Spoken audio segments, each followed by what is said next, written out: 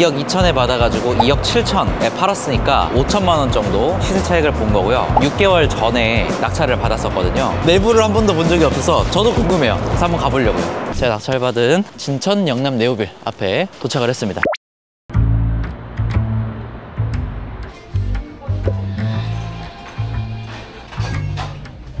이 새벽부터 어디가 있는 거예요? 오늘은 이제 미리 있어서 대구에 가는데 제가 아파트 경매도 하고 있잖아요. 이번에 매도를 한 게 오늘 잔금 날이에요. 사실 뭐 매도인이 안 가도 되기는 하는데 이번에는 와야 된다고 하셔가지고 지금 그 잔금 치르러 갑니다. 예, 돈 벌러 가는 거예요. 돈 받으러. 이 아파트 낙찰 받고 그러면 대구에 가보신 적이 있으세요? 이번에 파는 거는 한 번도 가본 적은 없고요. 제가 대구에 2개가 있는데 하나가 이번에 팔렸는데 그거는 가본 적이 없어가지고 내부를 한 번도 본 적이 없어서 저도 궁금해요. 그래서 한번 가보려고요. 낙찰 받고 그럼 집 내부도 안 보셨어요? 네, 그냥 사진으로만 봤어요, 저는. 그 다음에 중개사분한테 얘기해가지고 매물 내놔서 이제 팔고, 중개사분한테 얘기해서 뭐 입주 청소나 이런 거 하고 해가지고 이제 단타로 팔았던 거거든요. 2억 2천에 받아가지고 2억 7천에 팔았으니까 5천만 원 정도 시세 차익을 본 거고요. 6개월 전에 낙찰을 받았었거든요. 그래서 오늘 가서는 어떤 걸 보여드릴 거냐면 제가 낙찰받은 아파트 내부 좀 보여드리고 얼마에 사서 얼마에 팔았는지 이런 거 좀 설명도 드리고 매도 계약하는 장면들로 좀 담아가지고 여러분들한테 전달을 드릴 거고요. 내가 직접 가지 않아도 이런 게 가능하구나 라는 그 가능성에 대해서도 여러분들에게 좀 전달을 드리고 싶어서 한번 대구로 같이 가보시죠.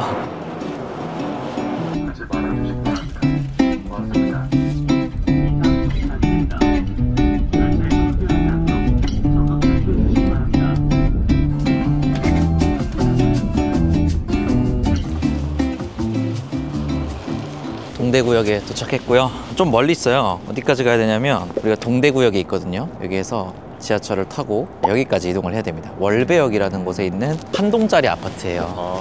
한 동짜리 아파트인데 한 동짜리 아파트를 왜 매수를 했지 하는가 보면은 주변에 다른 대단지 아파트들이 섞여 있습니다. 그 아파트만 보면 한 동밖에 없는데 주변이랑 같이 보면은 마치 대단지 아파트처럼 보이는 그런 곳이죠. 보통 우리 투자자분들이 투자하실 때 세대수 기준으로도 필터링을 해요. 1000세대 이상 그러면 물건지 정보에서 쭈르륵 스크롤 내려가지고 딱 봤는데 300세대? 아 이거 걸른다. 근데 그런데 기회가 있는 겁니다, 사실.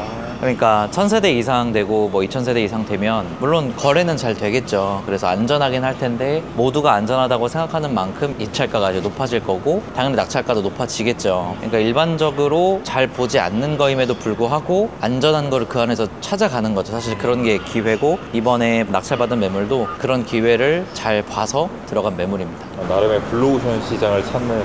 그렇죠. 맞아. 비슷한 개념이죠.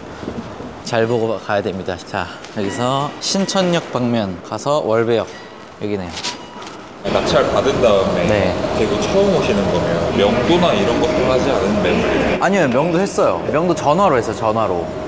어떤 이제 아주머니 한 분이 살고 계셨는데 가족분들이랑 좀 사정이 딱하긴 했어요. 그래서 이사비로 그때 200만 원인가 그냥 드리고 한 달 정도 걸려서 명도를 진행을 했었고 그분이 전세 사기 당하신 분이에요. 돈을 아예 안 드릴 수는 없었고 최소한의 금액으로 좀 한 달 정도 만에 명도가 끝나고 수리할 게 뭐가 있을까 하면서 봤는데 뭐 수리할 게 하나도 없더라고요. 아주 깨끗하게 쓰고 가셔가지고 그래서 그냥 입주 청소만 하고 매물 내놔서 바로 팔린 거예요. 근데 여기서 어떤 투자 포인트가 있었냐면 네이버 부동산에 실거래가가 나오잖아요. 그 실거래가가 낙찰가로 찍혀 있었어요. 그러니까 실제로 일반 매매로 매각된 금액이 아니라 낙찰가로 찍혀 있었던 거예요. 제가 그걸 어떻게 알았냐? 당연히 부동산 소장님한테 전화해서 물어봤죠. 이리저리 전화해서 정보 조사를 하다 보니까 그런 정보를 얻게 됐고 그럼 내가 이 정도 금액에 입찰을 하면은 이 정도 금액엔 팔 수 있겠구나. 정확하게 2억 2,100만 원에 제가 받았거든요. 2억 2천에 받아서 2억 9천에는 팔 수 있겠다 생각을 가지고 접근을 했었던 건데 이런 단타 매물들은 팔 수 있을 때 빨리 팔아버리는 게 좋아요. 그리고 다음 거를 그냥 빨리 하는 게 나아요. 저는 개인적으로 그 생각이거든요. 물론 2억 9천에도 팔 수 있었지만 2억 7천에 매수 제의가 들어왔을 때 그냥 쿨하게 그러자고 하고 오늘 바로 계약금 넣으시면은 2억 7천에 팔겠다 이렇게 해가지고 계약금을 바로 받았죠. 그래서 두 가지 포인트가 있었던 거죠. 첫 번째는 한 동밖에 없는 아파트라서 아무래도 좀 초보자들이 진입하기에 필터링에 다 걸리기 때문에 아무래도 제가 낙찰받기 좀 더 좋았고 두 번째 포인트는 실거래가 부분에 있어서 하나 또 투자 포인트가 있었다. 실거래가가 좀 잘못 나온 부분이 있어가지고 지금 우리 물건지가 요거인 거예요. 요거 영남 진천 영남 네오빌 여기 있죠. 이게 한 동짜리란 말이에요. 근데 어떤 포인트냐, 주변에 보면은 월배역 라운 프라이빗 있고 더샵 있고 뭐 어쩌고 프라이빗 있고 하면서 이 이 오른쪽으로가 다 주거예요. 지적 편집도로 보면은 이렇게 돼 있단 말이에요. 와. 이 오른쪽이 다 지금 아파트인 거 보이죠? 네네네. 여기에 있는 끝자락에 있는 그냥 하나의 한 동짜리 있는 아파트인 거예요. 그러니까 일반적으로 봤을 때는 이게 그냥 한 동짜리니까 이거 세대수가 작아가지고 팔리겠나 싶지만 여기에 들어가고 싶은 수많은 수요 중에 밀려나는 수요는 여기도 괜찮다는 거죠. 그리고 심지어 역세권이야. 아, 여기 그죠? 너무 가깝네요. 그죠? 그러니까 상업지가 그리고 바로 앞에 있죠. 학교 바로 앞에 있죠. 초등학교 바로 앞에 있고 역 바로 앞에 있고 여기에 분명히 뭐 상가들이 있겠죠. 그러니까 굉장히 저는 좋다고 생각을 한 거죠. 중학교도 있고. 여기 맞죠? 잠깐만. 동구청. 맞아, 월배까지. 아, 안지랑 저기 있구나. 안지랑이 곱창이 유명하잖아요. 안지랑 곱창 골목. 분명히 설화명곡행으로 갔는데 왜 반대인 거야? 너 뭐야? 잔금 치는 날이다 보니 운이 좋은 것 같습니다. 그래도 살아있네요, 뭔가. 도시가. 좀 살아있는 느낌이 나죠? 좀 활발해, 뭐가. 여기 월배역 더샵이라는 아파트고 쭉 뒤쪽으로 계속 또 아파트도 있으니까.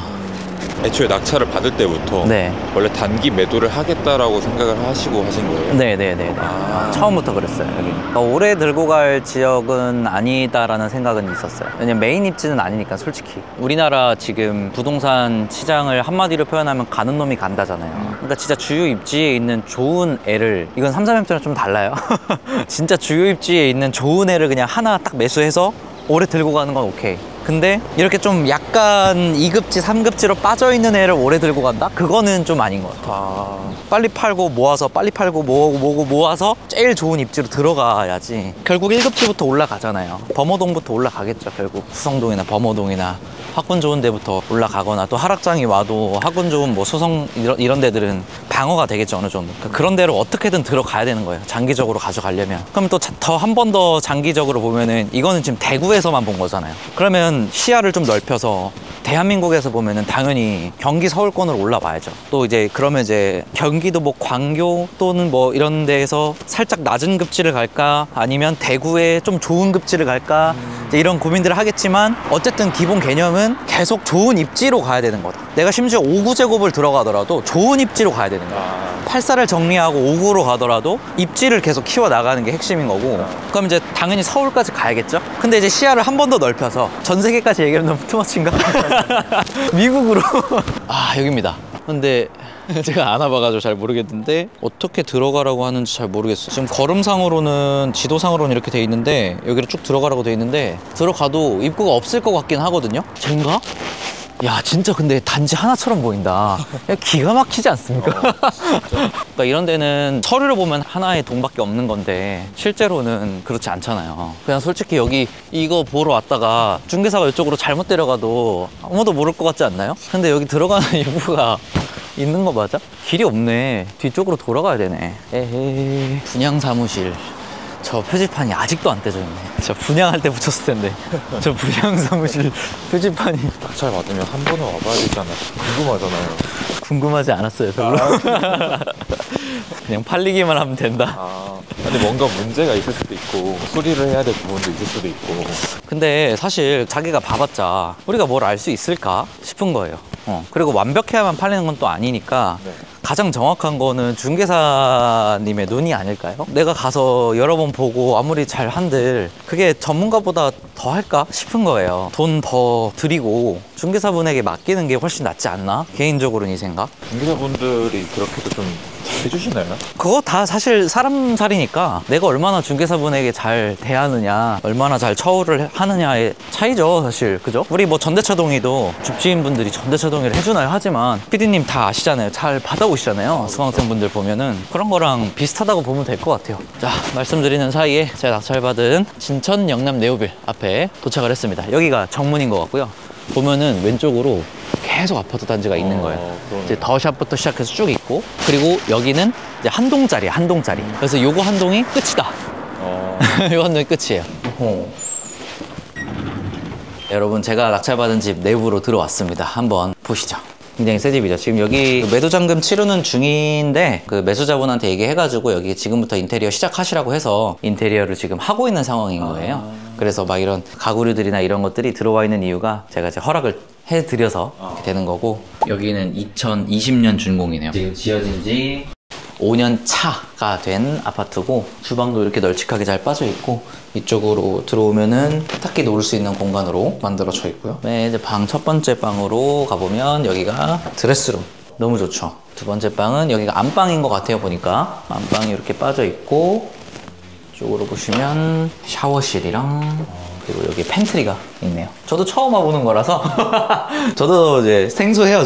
제 집이지만. 의외로 이렇게 깨끗한 집도 낙찰이 되는군요. 그럼요.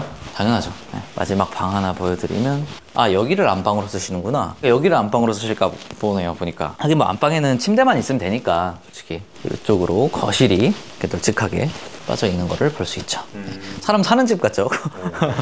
여기가 제가 5천만 원 정도 시세 차익이 났는데, 거기에서 이자 비용을 6개월 정도 냈으니까 50만 원씩 6개월이라 그러면 대략 300만 원이죠. 그거 빼고 나면은 한 4,700만 원 정도가 남게 되죠. 근데 거기에서 세금 한 뭐 500만 원 뗀다고 하면은 4천만 원 정도는 충분히 남는 부동산이 되는 거죠. 단기 매매를 할 때 매매 사업자를 내잖아요. 네. 세율 구간이 좀 어떻게 돼요? 세율 구간은 일반적으로 우리가 개인으로 매도하게 되면 2년 보유를 안 하면 70%대가 돼요. 그 양도세가 말도 안 되잖아요. 그러니까 내가 만약에 팔아가지고 1,000만 원을 벌었으면 700만 원이 넘는 금액을 세금으로 내야 된다는 거예요. 말이 안 되죠. 그러니까 매매 사업자를 내면 그 1,000만 원이 내 개인 종합소득세로 들어갑니다. 그래서 종합소득세 구간이 이제 된데, 그거는 개인의 소득마다 너무 달라가지고, 근데 일반적인 직장인이라면 뭐 연봉 한 4천 기준으로 생각을 하면은 그 4천에다가 플러스 내가 매도 차익으로 얻은 만큼에 대한 양도세율을 내게 되는 거죠. 그래서 20%, 누군가는 이제 16% 구간이겠죠. 그러니까 70 몇 프로에서 거의 절반으로 세금을 줄일 수 있는 방법이죠. 단기 매도로 하게 됐을 때는 그 세입자가 없는 기간 동안에 내가 내야 될 이자 비용 같은 것들을 잘 고려를 해야 되는데, 이자 비용이 너무 많이 나오고 그렇지는 않아요. 예를 들어서 10억짜리 부동산을 산다고 했을 때 그래도 매도 차익 1억에서 2억 정도는 생각을 하고 우리가 들어가잖아요. 근데 그거에서 대출을 아무리 많이 받는다고 해도 뭐 1년 6개월 이동안에 이자가 그 시세 차익을 넘을 수는 없으니까, 현실적으로. 그래서 크게 생각은 안 하긴 합니다. 이거를 이제 소개해드리면서 전달드리고 싶었던 거는, 경매로 막 엄청 막 쓰레기인 집, 그런 집만 받아야 되는 게 아니라, 이렇게 깔끔하고 진짜 우리가 볼 때 되게 심적으로 안심이 되는 이런 매물로도 충분히 이 정도의 시세 차익을 낼 수 있다라는 거를 여러분들에게 좀 보여드리려고 내부를 좀 찍어봤습니다. 아파트 말고 오피스텔로도 가능한 거예요? 물론 당연히 가능하죠. 근데 개인적으로는 오피스텔을 매매하는 사람보다는 아파트를 매매하는 사람이 좀 더 많겠죠. 아파트처럼 생긴 오피스텔은 괜찮을 수 있어요. 아파텔이라고 부르는데, 아파트처럼 생긴 오피스텔은 매매가 되기도 하고 그래요. 시세도 오르고. 실제로 주변에 있는 아파트가 오르면 맨 마지막에 오르는 게 아파텔이에요. 그래서 아파텔도 그런 부분에 있어서는 투자 포인트로 가져갈 수 있지만, 저는 좀 굳이라고 생각을 해요, 개인적으로. 네. 그러니까 매매 사업자를 할 거면은 빨리빨리 회전을 시키는 게 중요한데, 굳이 그 시장에 들어가서 할 필요가 있을까? 그런 생각은 들기는 해요. 근데 분명 그 부분에서도 자기만의 투자 포인트를 가지고 진짜 잘 수익을 내고 계신 분도 있을 거예요. 지금은 이제 일부러 역 쪽으로 안 가고 주거단지 쪽으로 가고 있습니다. 온 김에 한번 여기 좀 걸어보려고. 왜냐면 단기 매도 하는 사람들은 이 임장 다닐 때 포인트로 봐야 될 게 뭐냐면, 내가 한번 좋은 경험을 한 그 지역 있잖아요. 그 지역은 또 매물이 나와요. 그럼 나중에 여기를 한번 돌아다녀 놓으면 나중에 매물이 나왔을 때 진짜로 오지도 않고 팔아버릴 수도 있거든요. 그래서 한번 이렇게 왔을 때 주변을 쭉 한번 걸어두면 훨씬 더 좀 자신감이 생기죠. 내가 이 길을 다 걸어보고 했으니까, 아, 나 거기 알아, 나 그 건물 알아, 이렇게 알게 되잖아요. 그러니까 조금 더 내가 입찰하고 매도하고 하는 데 있어서 확신이 생길 수 있겠죠. 공실이 없잖아요, 지금. 그래도 여기에 배우 세대가 탄탄하게 있으니까 이 배우 세대가 잘 받쳐준다는 거죠, 소비를. 지금 막 자영업자분들 너무 사실 힘들고, 진짜 오프라인 시장이 진짜 너무 힘들거든요, 지금. 실제로 오프라인에서 쓰는 카드 매출이 전반적으로 많이 늘었어요. 가계 소비가 많이 줄어가지고, 수치적으로, 아예 통계적으로. 그래서 정말 힘든 시장이 맞아요. 잘 되는 데만 잘 되는. 근데도 저렇게 탄탄하게 다 차 있으니까 주변 상가에 이제 1층, 특히 1층들이 잘 유지되고 있는가, 이런 것도 보면 좋죠. 지방 임장을 오늘 말고도 해보신 적이 있어요? 아, 많이 나눴죠, 지방 임장은. 언제 그죠? 오셨어요? 그냥 강사할 때도 주말에 나가서 돌아다니고, 뭐 전주나, 제가 생각할 때 괜찮았다고 생각했던 곳, 그때 입찰도 몇 번 하고 또 떨어지기도 하고. 주말에 시간을 내서 다녀오신 거예요? 네. 그리고 의정부 넘어서 또 뭐 파주 넘어서 뭐 원롱역 막 이런 데 있잖아요. 밑으로는 평택 아예 밑으로. 그런데 정말 많이 다녔죠. 아, 그때 지금도 차가 없지만 그때는 차도 없고 돈도 없을 시절이어가지고 전동 킥보드 타고. 그렇게 해서 임장을 갔던데 네. 입찰을 하셨을 텐데 다 실패했죠. 다 실패하셨어요? 네. 아, 하나도 낙찰된 거 없었어요. 그러다가 한 번도 와본 적이 없었던 대구에 낙찰을 그쵸. 근데 그때 낙찰 안 받았던 게 다행이다. 왜 다행이라고 생각을 하냐면 입찰을 하면은 안 되는 물건이었던 거예요. 지금 보니까. 그러니까 무슨 얘기냐. 세상의 상품을 좀 구분을 하자면 원래는 비싸야 되는데 싸게 사야 되는 거잖아요. 그게 싼 거잖아요. 맞죠?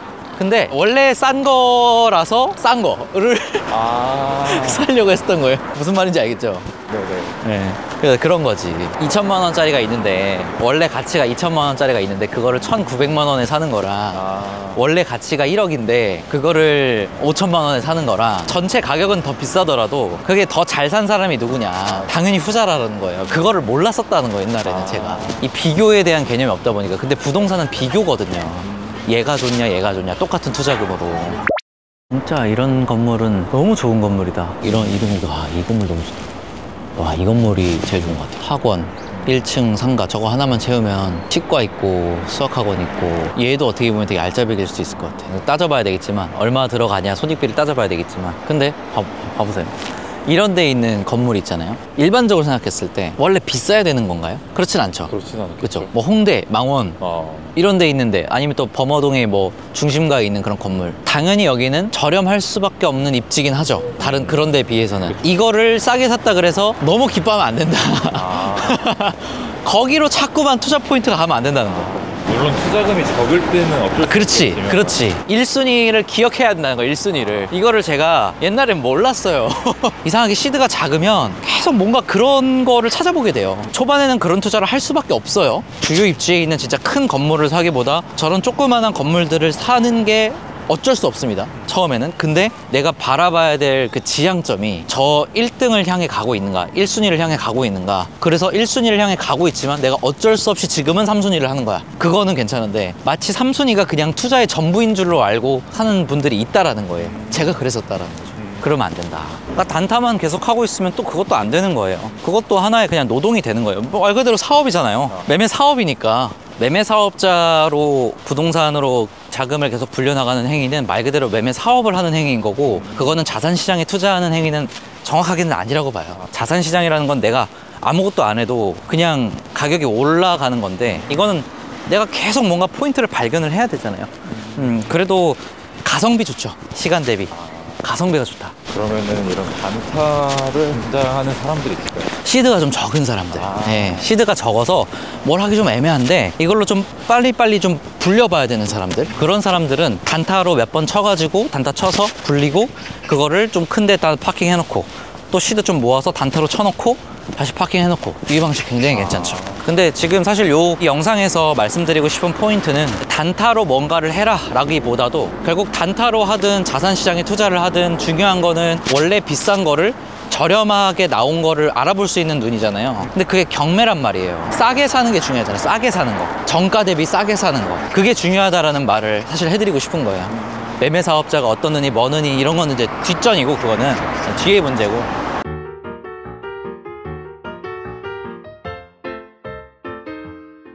여러분 부동산 계약서 다 작성하고 왔습니다. 매도를 완료했고요. 입금된 걸 딱 보니까 기분이 좋더라고요.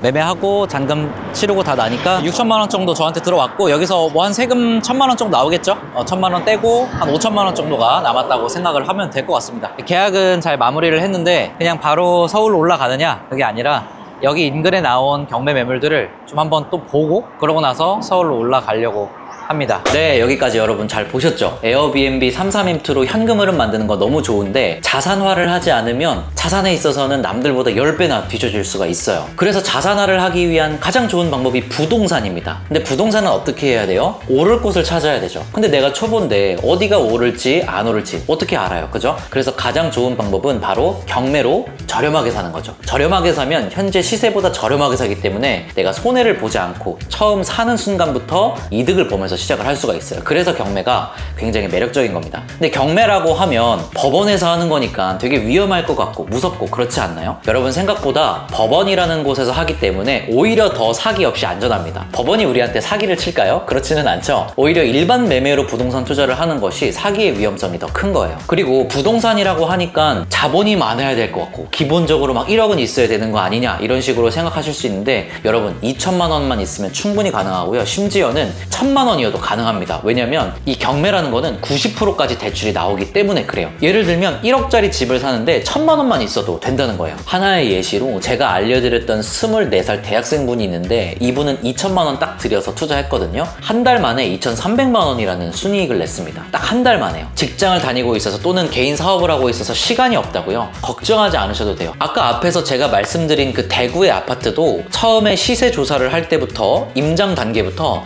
입찰 그리고 매도하는 단계까지 제가 몇 번 갈게요? 딱 한 번. 매도할 때 딱 한 번 갔습니다. 하루에 너무 많은 시간을 들이는 거 아니냐고요? 아니요. 그냥 하루 이틀만 책상에 앉아서 2시간, 3시간 정도만 분석하면 누구나 충분히 그런 수익을 낼 수 있다는 겁니다. 그래서 시간이 없어서 경매를 못 한다는 거는 핑계예요. 자금도 됐고 시간도 됐지만 부동산의 부자도 몰라서 경매는 너무 어렵다. 나는 지식이 아예 없다 하시는 분들 계시죠? 그래서 제가 그런 분들을 위해서 무료 특강을 준비했습니다. 6월 12일 오후 8시부터 경매의 경자도 모르는 부동산의 부자도 모르는 왕초보분들을 위해서 경매 무료 특강을 준비했으니까요. 제가 4개월 만에 직장인 연봉을 벌 수 있었던 부동산 경매 노하우가 궁금하시다면 아래 링크를 클릭하셔서 무료 특강 신청해 주시길 바라겠습니다. 네, 오늘 영상 시청해 주셔서 감사드리고요. 행복한 하루 되세요.